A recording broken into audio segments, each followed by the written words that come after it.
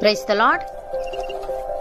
ఈరోజు దేవుని వాగ్దానము, తన శరీరేచ్ఛలను బట్టి విత్తువాడు తన శరీరము నుండి క్షేమను పంటకోయును, ఆత్మను బట్టి విత్తువాడు ఆత్మ నుండి నిత్య జీవమును పంటకోయును. గలతీలకు రాసిన పత్రిక 6వ అధ్యాయము 8వ వచనము. సహోదరి సహోదరులారా, ఈ వచనం 2 రకాల జీవన విధానాల మధ్య స్పష్టమైన వ్యత్యాసాన్ని చూపిస్తుంది.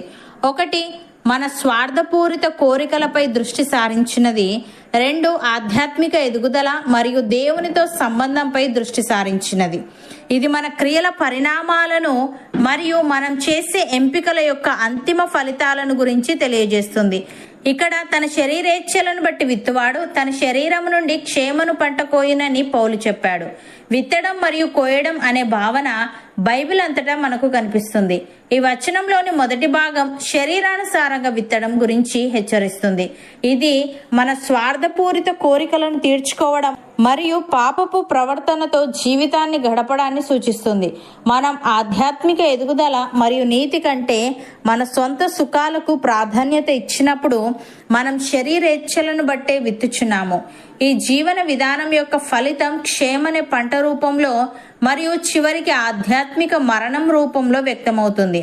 మరోవైపు ఈ వచనంలో 2వ భాగం ఆత్మను బట్టి విత్తడం యొక్క ప్రాముఖ్యతను నొక్కి చెప్తుంది. దీని అర్థం మన జీవితాలను పరిశుద్ధాత్మ మార్గదర్శకత్వం మరియు దేవుని సూత్రాలకు అనుగుణంగా మన జీవితాన్ని మార్చుకోవడాన్ని సూచిస్తుంది. మనం ఆధ్యాత్మిక ఎదుగుదల, నీతి మరియు నిస్వార్థతకు ప్రాధాన్యత ఇచ్చినప్పుడు మనం ఆత్మను బట్టి విత్తుచున్నాము. ఈ జీవన విధానం యొక్క ఫలితం నిత్య జీవమని ఈ వచనం తెలియజేస్తుంది. భక్తుడు ఈ విధంగా అంటున్నాడు, శరీరానుసారులు శరీర విషయముల మీద మనస్సునుంతురు, ఆత్మానుసారులు ఆత్మ విషయముల మీద మనస్సునుంతురు. శరీరానుసారమైన మనస్సు మరణము, ఆత్మానుసారమైన మనస్సు జీవమును సమాధానమునై ఉన్నది అని. ప్రియులారా, మనము శరీరానుసారముగా ప్రవర్తించుటకు శరీరమునకు రుణస్థులము కాము. మనము శరీరానుసారముగా ప్రవర్తించిన ఎడల చావవలసిన వారమై ఉందుము గాని ఆత్మచేత శారీర క్రియలను చంపిన ఎడల జీవించెదము. దేవుని ఆత్మచేత ఎందరు నడిపించబడుదురో వారందరూ దేవుని కుమారులై ఉందురు. యేసయ్య ఈ విధంగా అంటున్నాడు, అన్యాయం చేయువాడు ఇంకను అన్యాయమే చేయనిమ్ము, అపవిత్రుడైన వాడు ఇంకను అపవిత్రుడుగానే ఉండనిమ్ము, నీతిమంతుడు ఇంకను నీతిమంతుడుగానే ఉండనిమ్ము, పరిశుద్ధుడు ఇంకను పరిశుద్ధుడుగానే ఉండనిమ్ము. ఇదిగో త్వరగా వచ్చుచున్నాను, వాని క్రియ చొప్పున ప్రతి వానికి ఇచ్చుటకు నేను సిద్ధపరిచిన జీతము నా యొద్ద ఉన్నది. నేనే అల్ఫాయు ఒమేగాయు, మొదటివాడను కడపటివాడను, ఆదియు అంతమునై ఉన్నాను అని. సహోదరి సహోదరులారా, రాత్రి చాలా గడిచి పగలు సమీపముగా ఉన్నది గనుక మనము అంధకార క్రియలను విసర్జించి తేజస్ సంబంధమైన యుద్ధోపకరణములు ధరించుకుందాము. అల్లరితో కూడిన ఆటపాటలైనను మత్తైనను లేకయు, కామ విలాసములైనను పోకిరి చేష్టలైనను లేకయు, కలహమైనను మత్సరమైనను లేకయు పగటి యందు నడుచుకున్నట్టు మర్యాదగా నడుచుకుందాము. మెట్టుకు ప్రభువైన యేసుక్రీస్తును ధరించుకొనిన వారై శరీరేచ్ఛలను నెరవేర్చుకొనుటకు శరీరము విషయమే ఆలోచన చేసుకొనుకుడి. అవును అన్నవారు నాతో పాటు ప్రార్థనలో ఏకీభవించండి.